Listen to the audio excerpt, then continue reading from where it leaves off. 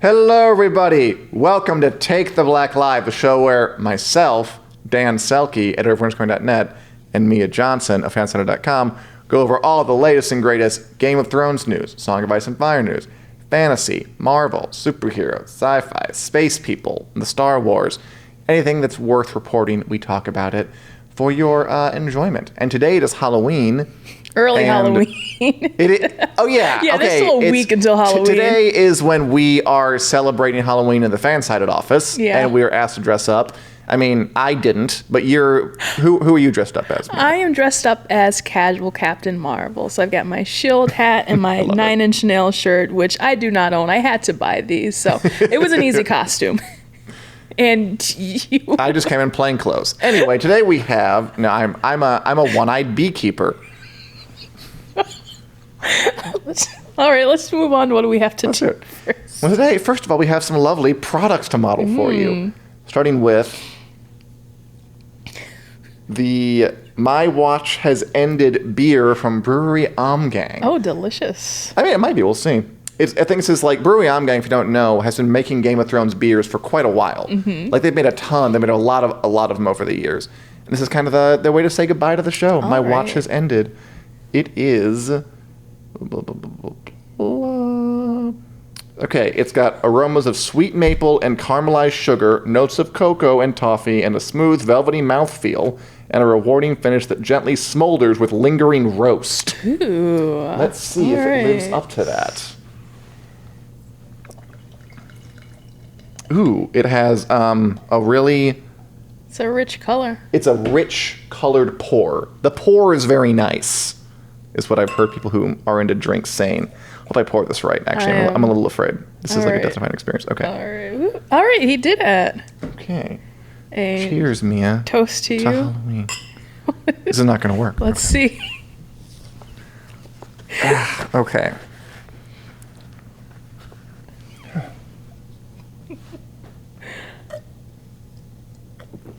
How is it?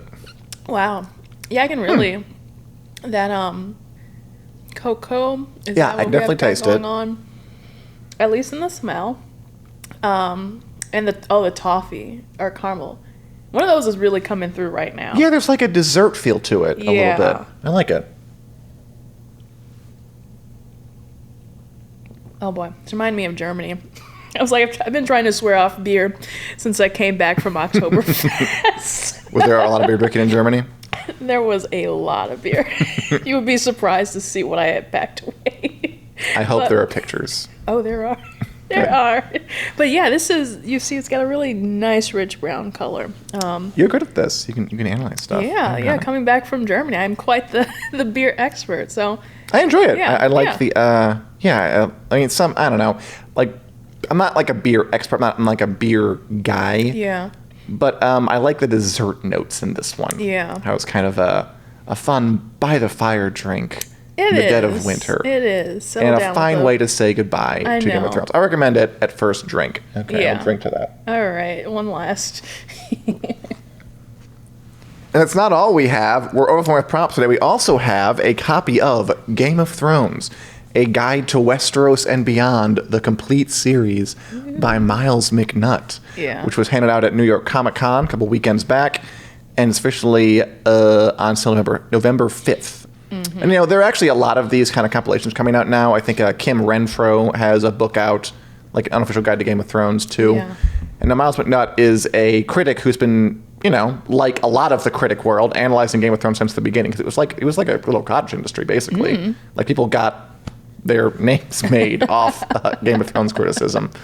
So apparently he has a book out too. Okay, and I flipped through it. It's a really gorgeous. Totally. I'm a sucker for like glossy printed books with like nice quality images and all that. Yes. So lovely images, lovely really descriptions of characters and their arcs. I can't see what that is. Those are brave men knocking at our door. Let's go kill them. Oh, it's Blackwater. Okay, great. Yes. And it's hard to handle, as you can see. Yeah, that's a problem with it. We're having story time right now, so. Okay. But no, it's really nice. Oh God. It's just gonna be a mess over here. We have a lot of props and costume stuff going on today. Okay, but honestly, yeah, it's cool stuff's coming out. They're also releasing these big glossy like HBO. Yeah. This is, I think, unofficial. It might be. Although, God, I hope I'm not misquoting that. You do work this for HBO. The complete series. It's Chronicle Books, San Francisco.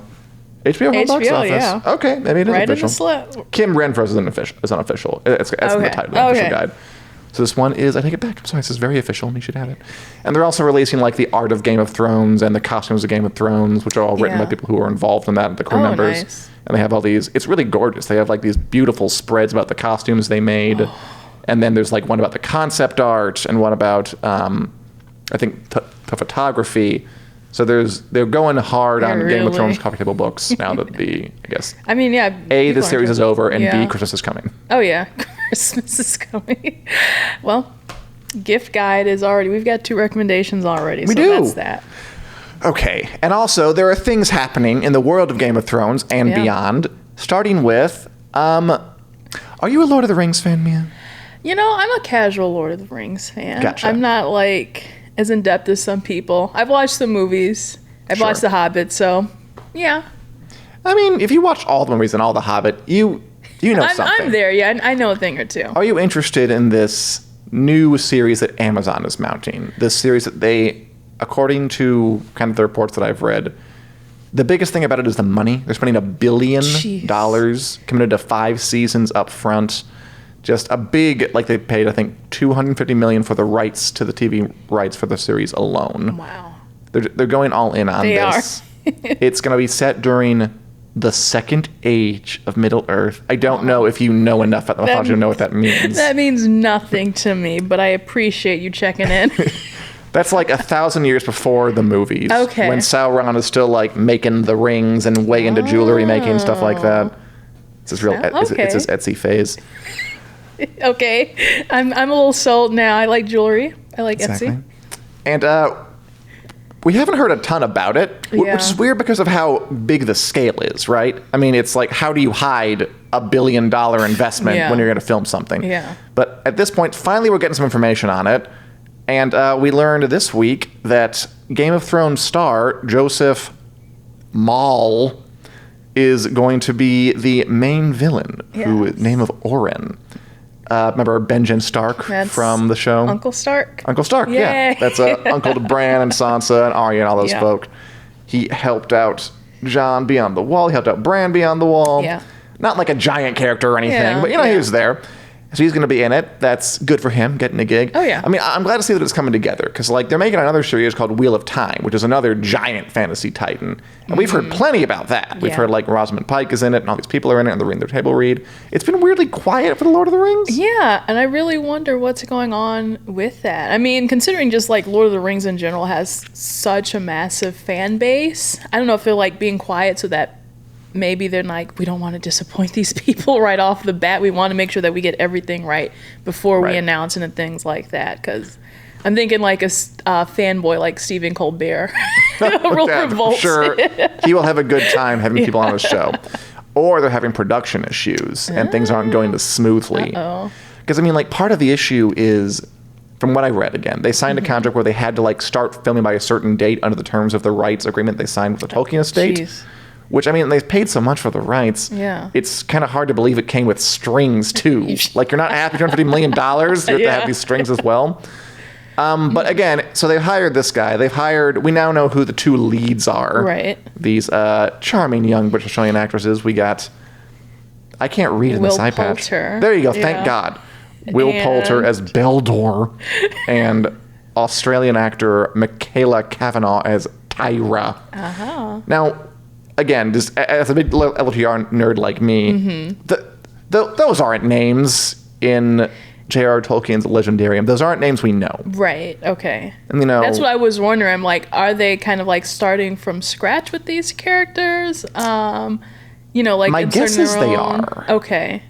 Which, I mean, it's something new. It's something original. I mean, they've done that. They've kind of had the freedom with the other movies, if I'm to understand, too, to kind of like add in like, is Cate Blanchett's character, or am I thinking of Orlando Bloom's? I mean, they're both in there. They weren't in The Hobbit, the book, at all. Right. So they put them back in there. Right, okay. And I hated it. Ooh. Oh, did you like the Hobbit? I thought the Hobbit was terrible. Then again, I'm a big fan of the book, and I thought it was pretty badly butchered.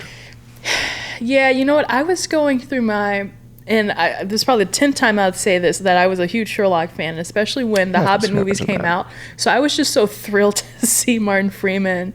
And then Benedict Cumberbatch was Smaug, because I was like, that's all you have to tell me. Oh, they were good. Yeah. Like, they were perfectly fine. I thought Benedict Cumberbatch was great. But you're saying that it wasn't adapted is... No. Not even kind of close. Yikes. Ooh, that's disappointing. That's another issue entirely. Yeah. I mean, it'll be interesting to see... I mean, again, they paid so much money for it. I guess they can do whatever they want. But I can already see sort of the community being like, why don't we have, the characters we're familiar with, the ones we've read about? Because Tolkien's one of those guys who, like, really got detailed with his... There's even a word for it. His legendarium. It's not a mythology. It's a legendarium, Mia. Ooh. Well, no, I mean, that's cool. So, yikes. But apparently there's somebody named Tyra who we never heard of running around. Tyra Banks. That's what I think, too. That's what I want. When I hear her. Tyra Banks Middle-earth Tyra Banks. Tyra Banks as an elf in Middle-earth. Yeah, I'd see Queen it. Okay. Tyra. Bam. There we go, Amazon. There's your idea. So I'm like, I'm cautiously... Okay. That's good. Eye patch troubles. Eye patch itching. I'm cautiously optimistic about it. Yeah. I'm going to see how it goes. I'm more interested in the Wheel of Time show they're making, which is another series I don't really know a lot about. Mm-hmm. But I know... Are you familiar with Wheel of Time at all? Very slim. I've got to study up. I'm going to. Okay. I've downloaded the first book on audio. And this is fantasy. Oh, totally. Okay. I think that's what it's like being... That's why I like being here, because I'm learning a lot more about fantasy. I would say I'm definitely like more of the action. I'm a comedy person and all that. So it's nice to kind of delve into like these fantastical realms and see what's going on in TV here. There is a lot of it out there. And I know now it's all because of Game of Thrones. Mm-hmm. Everyone wants it. Yeah. So we'll see it. Again, I said this before, but I'm pretty sure we'll see a lot of it. And then a bunch of them will fail, and then it'll kind of peter out. But for right now, we're definitely in fantasy country. Oh, yeah. I'm here for it. Speaking of fantasy, sort of, kind of, the final trailer for Star Wars Episode 9, The Rise of Skywalker, debuted Monday, I think? Yeah, during Monday Night Football. Why don't we watch a speck of it and then see what we think about anything?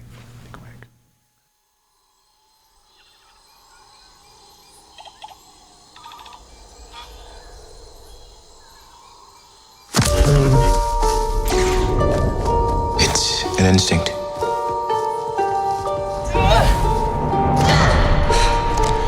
A feeling. The Force brought us together.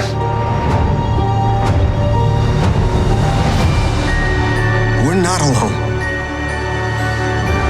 Good people will fight if we lead them. People keep telling me they know me. No one does. But I do.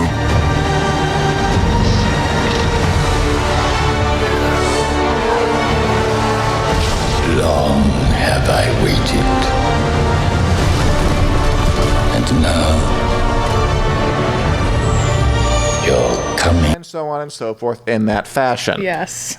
Mia, what do you think? Are you excited for The Rise of Skywalker? The final film in the Skywalker saga, as they sell it? I definitely am. And, well, you know what? I'm carrying a little bit of a healthy sense of skepticism. Oh. I was one of those people who was a little bit burned by The Last Jedi. I know, it's sad to say and it's sad to admit. I have only, out of all the Star Wars movies, I've only seen that one once in the theater. Were you one of the people who went online, signed petitions to get it banned? Ooh, no, I'm not one of them. And calls him Ruin Johnson and Listen, such things? I'm not a terrible human being. Let's get that straight. I mean, I'm one of those, I was just like, I didn't like where it went, but... I'm not going to complain about it. So I'm really hoping that everything is kind of saved and rescued in this last, Skywalker saga movie. And I say last with quotes. I mean, The Last Jedi, we're going back a little bit. Yeah. I remember, I guess I was never really a super Star Wars fan. Mm-hmm. So, I saw it and I was like, that's fine. And then, I didn't realize people were upset about it until, later. Yeah, people were big, people cared way more than I did. But so this one, it's you really have to tie it all together and, finish up Rey's arc and Kylo Ren's arc. And now they're trying to bring back, like, Emperor Palpatine and all this Do you stuff. like that? Because there's a part of me that's like, is it leaning too hard on... Like that, the past, the nostalgia. Yeah. Like, do we have to have Emperor Palpatine back? And I feel like that kind of was their problem out the gate, where it was just really like the first, like, episode 7 was really kind of a copy of what is that, A New Hope. A New Hope, yeah. And so, but I still like the characters. I'm unashamed to say that I'm a huge Kylo Ren fan. Sure. And it's like, whatever. He's a charmer. I love Adam Driver, so that's the one thing. And the way that they took the characters through the first 2 movies have kind of been... I don't know where I'm going with this, but I think I would just like to see how they wrap up these characters. And then by the time I'm out of the movie, I'll decide if that's what I would have done. I will say, I do like the Kylo Ren Rey thing, because that's not something they've ever done before. Right. Like with Darth Vader and Luke, it was like a father-son thing, and then, I don't know, who was, I guess, Obi-Wan and Anakin were like mentor-mentee. Yeah. They've never had they could either get together or kill each other, and either way is, you could see it happening. So I do think it's a cool dynamic. It is, yeah. That they didn't do before. And I don't know, I kind of wish they would be more defined. I don't know if that makes sense. And very ship-friendly. I will say the ship is not one of my favorite things, but I know that it's something that's out there. But no, I do like that duality, of like the pull to the light and the pull to the dark, and how is it. I think ultimately we're trying to figure out in this movie is who's going to be on what side of the coin. Like, is Rey going to be dark, Kylo Ren going to be light, switch, or is both? Oh, you know what? Freddie Prinze Jr. did a rant about this. I loved it. My favorite thing. And he broke it down so clearly about the balance of the Force, and he made it seem like, of course we have to know what goes on at the end of this movie, because the Force has to be balanced, but I'm not going to tell you how that's going to be balanced. Making me do all the guesswork. But that was kind of a funny thing if you have time to look at that. Oh, yeah, look it up. That was brilliant. Yeah. That was wonderful. Buffy's husband was mad about this. I thought the trailer looked beautiful, like lovely shots, like that shots of like those shots of the ships kind of flying toward the ice-covered mountain, or all the ships in the sky together. Like a Star Wars thing. George Lucas has said he wants to like push technology forward, and I'm not sure if they're really doing that where there's so much out there. But I don't feel like I've seen kind of shots composed like that in earlier Star Wars films. So I do like. Yeah, it is the very attention to composition, visually beautiful, and a lot of people were joking with that. The ship scene where all the ships are flying in. It was like, JJ, how many ships do you want in that final cut? And he's like, all of them. And some people have even said there's a animated series called Star Wars Resistance out, and some people think that a ship from Star Wars Resistance is in that scene, which would be interesting to see them meld, the animation world and the live action world together. So we'll see how that pans out. David Harris, our Star Wars guy, pointed that out to me. So yeah it's definitely out there. And pre-sale tickets are already up there. Ooh. And apparently in the first hour, it set a record beating out pre-sale tickets for Avengers Endgame by 45%. Yeah. Avengers Endgame, to remind you, being the most profitable movie in the history of ever. Yeah. Now, our beloved Cheryl texted me. Oh, did she? That the tickets, because I made a tweet, and I was like, oh my gosh, we're going to have to worry about buying tickets today, because it is such a hassle to get tickets online for these movies. It's like... Is it really? Yeah, it's like you would think it's just going to be, oh, I want to go see the movie next week or today, and I'll buy my ticket today. But no, it's like if you want to see that at a decent time and have a decent seat, you have to buy it. What is it, like we're still 2 months out? Oh, yeah. Yeah. So Cheryl texted me. I was like, oh my God, you got to be kidding me. It's out right now. I rushed to my computer from the kitchen, and I'm like, I've got all these tabs open. It's like HQ at NASA or something. And I've got 2 days, so I need to book Thursday for myself so I can see it and start to get writing about it. And then for my dad and my brother, we usually go see these movies together. So I'm like, okay, I've got to do a second showing. Now, surprisingly, it was not that bad this time compared to like Endgame.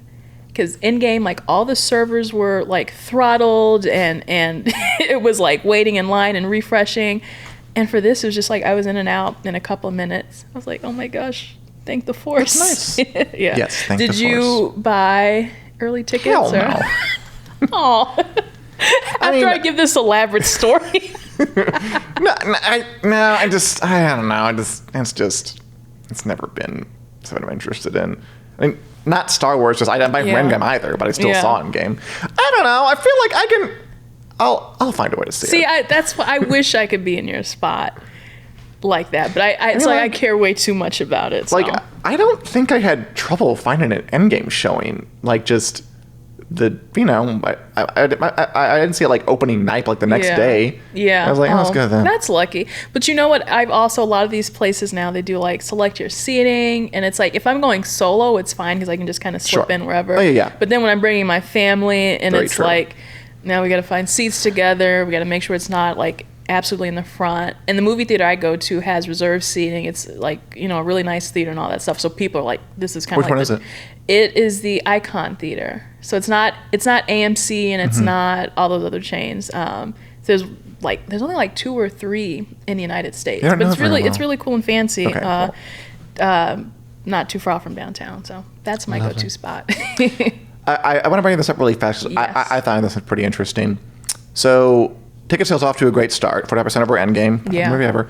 But a little wrinkle. Star Wars has never really caught on. The reason that Endgame is more popular or more profitable overall than Star Wars, a big part of it is because Star Wars never really caught on in China, which is a giant market. Yeah. It just hasn't done very well. Yeah. Which is a fascinating history because, the original movies didn't come out there because of the revolution at the time.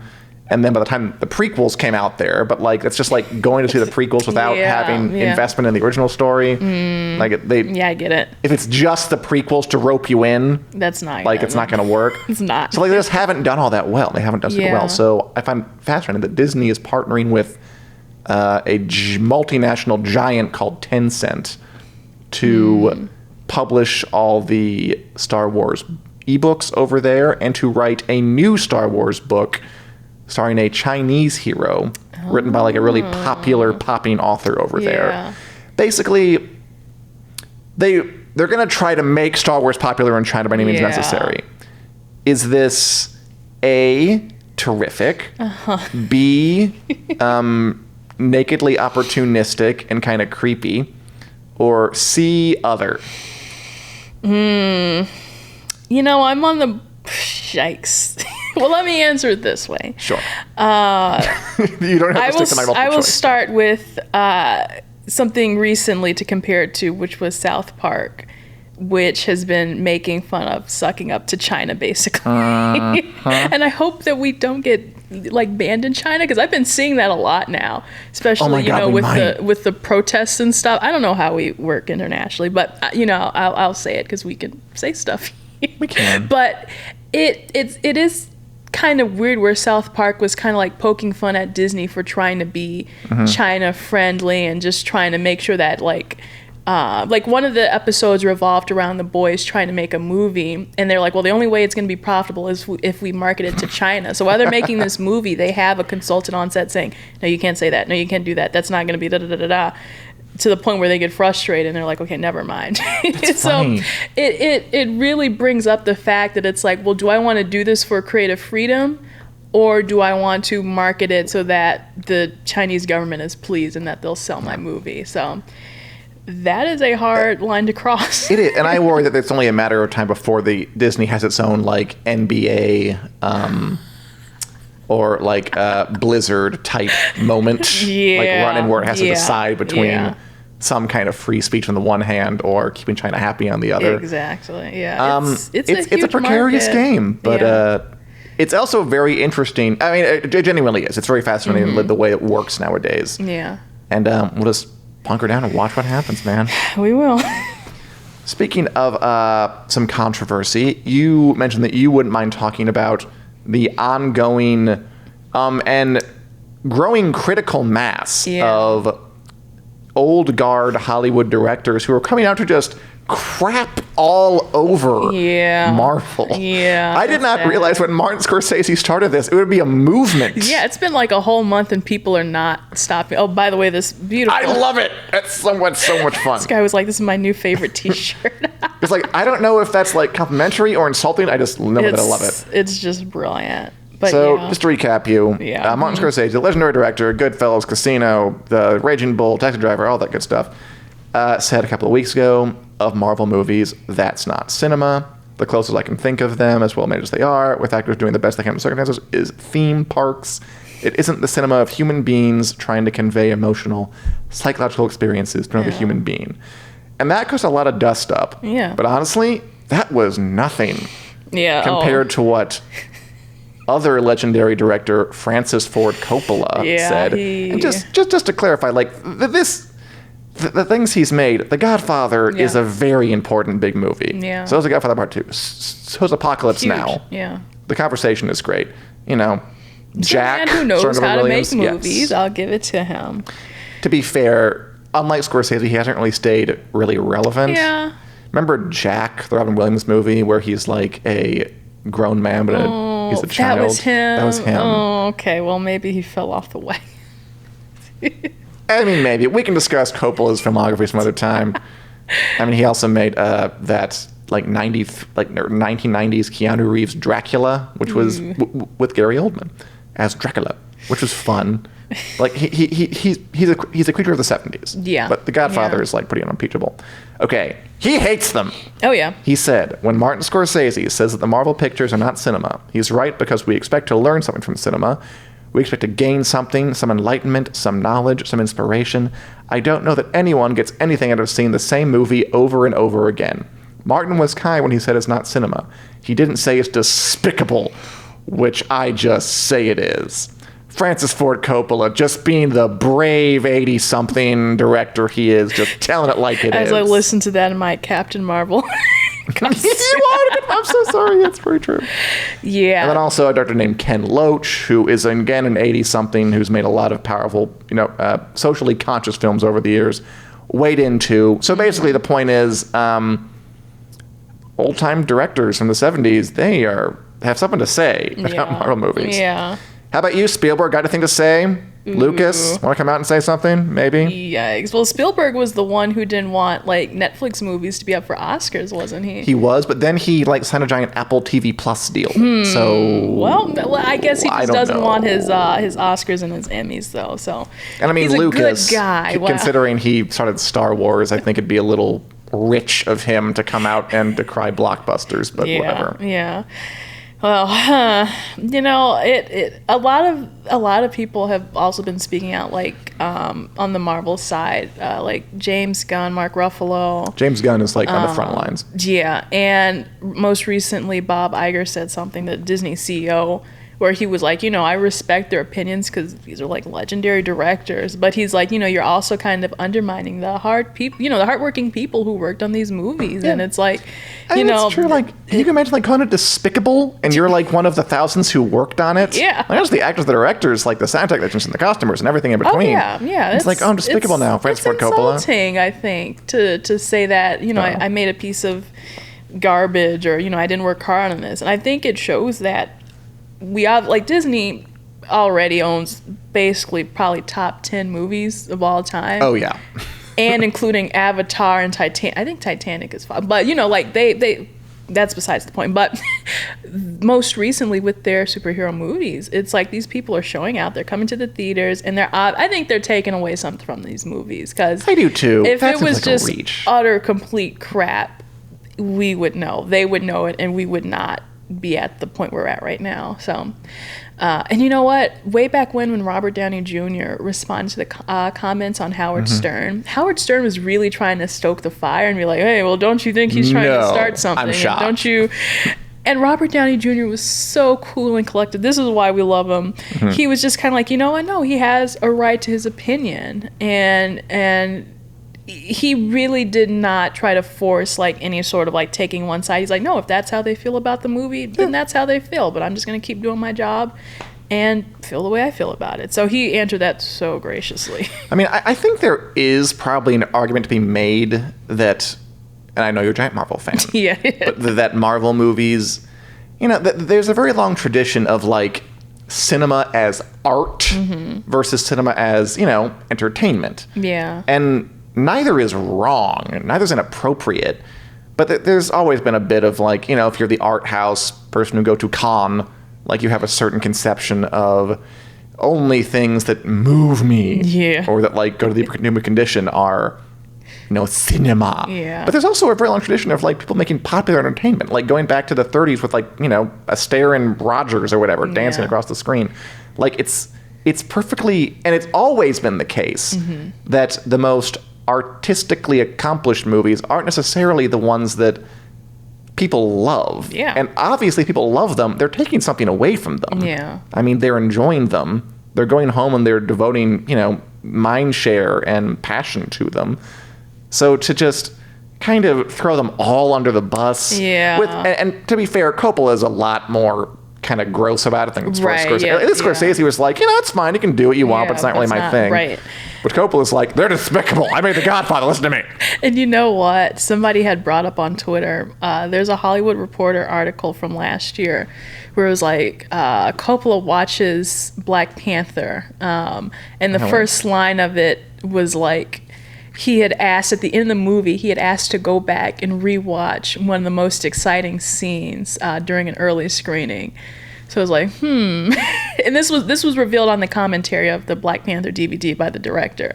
So it's kind of like a little hypocritical there. At least one movie got to you, unless you were completely faking it. And if or so, he wanted to watch it so he could know how to hate it better. No, the way that Ryan Coogler described it, where he was like, "Oh, this is like a poignant moment," and it's like the turning point of T'Challa's, journey or whatever, it made it seem like he was really into it. So I'm just saying that's out there. It's on the DVD. You can't erase it. I mean, also, there's so many movies being made, like not just in movie theaters. Martin Scorsese made his latest movie, The Irishman, on Netflix, which I haven't seen still, but I hear it's great. There's all these services like Disney Plus are going to have original movies. There's still ways to do what you want to do, even if it's not like exactly how it was in the 70s. I'm sorry, when the studio system had collapsed and they were giving money to people like Scorsese and Coppola to make, granted, very ambitious, new, exciting things. Yeah. But it just seems like the get off my lawn brigade. And what to add to that, what Mark Ruffalo had tweeted was he was like, back in the day, rock and roll wasn't considered real music, or hip hop wasn't considered real music. As a kind of like an analogy. People hated jazz when it came along. Yeah, that was like 100 years ago. Yeah, look at that. So, yeah, old man yells at clouds. In conclusion. We can finish that. And finally, our last bit of the day, go back to Game of Thrones a little bit. Yeah. Thought we would, not sure if you read this, but Kim Renfro, who I mentioned earlier, she has her own unofficial guide to Game of Thrones out, is a very hard worker, and she went to the Writers Guild Foundation Library in LA, where all the Game of Thrones scripts are available to read, and looked into some deleted scenes from the final season. And I want to name some of them, and you tell me whether they were wisely cut or whether they should have been kept in. Okay, some deleted scenes from the final season of Game of Thrones. So in the episode, and you guys at home, leave a by the way, we're not live. Should have mentioned that like a half hour ago, but we're not live. But we'll check the comments anyway after. Yes, we will afterwards, because we're recording it earlier for Halloween party. In the long night, when the White Walkers attack Winterfell, that long, dark episode where Melisandre dies and all that stuff. There's a bit where everyone's down in the crypts, and like Theon and Sansa and Missandei and Gilly are down in the crypts hiding out because they can't fight. Yeah. And in the original version, zombies get out, and they're all afraid, and they just kind of, that's about it. And then they die, and they're fine. In the original script, though, Tyrion and Sansa do a bit of a action hero moment where they take some daggers and stab some whites and save Missandei and Gilly from being eaten. Oh. Wisely cut, or should have been kept in? Oh my God, this hat is giving me trouble. I don't know. It's kind of hard to say if saving them in the end would have made a difference. I mean, they all lived anyway. Yeah. But we didn't get to see. Act, yeah. We didn't get to see Tyrion and Sansa have this little this little hero moment. Oh, Missandei. Oh, right. Oh no, Missandei is saved by Tyrion and Sansa. That, okay, I get it.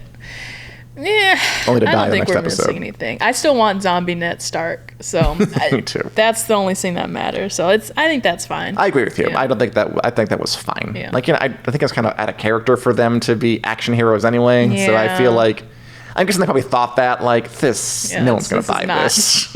Let's cut it. Okay, next one. After the Battle of Winterfell, they're having this kind of post-Winterfell feast, and Daenerys is acting all lonely and uncomfortable. Missandei and Grey Worm aren't there at all in the show, but they were there in the script. Oh. And there's a whole kind of fun bit, I liked this bit, where like Daenerys dismisses Grey Worm because he's worked really hard and he fought really hard in the battle, and it's like, go get some rest, dude, you earned it. And Missandei, who is, you know, in a new relationship with him, clearly like wants to leave to go follow him, and is like, oh, Daenerys, can I be excused? I'm sick. And Daenerys is like, oh, you're sick. Okay. Uh-huh. And like, it kind of teases her a little bit, but then lets her go. Yeah. And the script is like, she's happy for her friend, but she's also kind of lonely because she's no one else having fun at this part. Everyone else having fun at this party but her. And I like that because I think it would have kind of set up her downfall a little better, and also featured Missandei more. Yeah. And their relationship I'm always 100% for more of her. Because, I mean, if the point is Missandei's going to die and Daenerys is really upset about it, like, we don't have any friendship moments with them in the season. So I think that would have added to, yeah. Yeah. Also a little cute Missandei Grey Worm moment. That's nice, too. Also, I would have liked see more Daenerys, like, being human, you know? Like, you know, teasing her friend a little bit. Yeah. Like, oh, you're sick. Sure. Yeah, that okay, would have also been kind of nice because, I mean, a lot of people probably would have argued she got kind of out of character. I think they do argue that. Yeah. But would that have been out of character, too? No, I think they've had a jovial relationship over the time. Like, you know, they were doing each other's hair at one point. Like, they were buddies. Yeah, okay. I would have liked to have seen that. And finally, there were more, but I'm going to do the three that kind of stood out to me. In the bells, when Daenerys goes ape and just burns the city to the ground, a choice that it seems like the director made was to not show her face at all after the carnage starts. And he said, like, we don't need to see it after this. She and the dragon become one. It's all about people on the ground. Okay. And there's that moment where we see her face, like, before it starts. And then she starts burning everybody. Yeah. And I didn't like that when it happened. I thought, like, because mainly I was just confused as to why she was doing it. So I think, like, I need to see her face. Like, I need to, what's she going through here? And in the script, they pointed out that we were going to see her again. Like, we were going to see her being really angry and just, like, feeling the spirit of the rage build up as she burned the Red Keep. But again, they chose to not show her at all after the carnage started. Good cut or bad cut? For me, who's not like an in-depth sort of fan, that's something that I didn't even notice that they didn't show her face. And for me, who's obsessed, I noticed so hard. And I think it would have at least, even though it's a weird scene, it would have at least given them the chance to kind of show. I think number one, Amelia's acting ability. I think if they showed her doing that, she would have won the Emmy. Ooh, yeah, just to kind of to show. I think any way that they could have showed her becoming the Mad Queen makes sense to me, and not her just all of a sudden being like, and I'm gonna burn the place down. Yeah. So if that smidgen of a scene showing her face could have helped, I would keep it in. I agree with you, man. We're so in agreement on all of these things. Maybe and I didn't lead you at all with my suggestions. No. I totally did. All right, and that is the end of our little program here. Anything else you want to say? No. To our lovely viewers? Happy early Halloween. Happy early Halloween, everybody. If you're still watching, we are available to listen to in podcast form on iTunes, Google Play, wherever podcasts are downloadable. And we will be back live next Wednesday, San costumes, probably, you never know, at 4 p.m. Central Standard Time on our Facebook page. And the beer's gotten to me a little bit. Oh boy, it's only the afternoon. It's still gonna be a long day. I know. Thanks for watching, everybody, and we will see you again next week. Goodbye.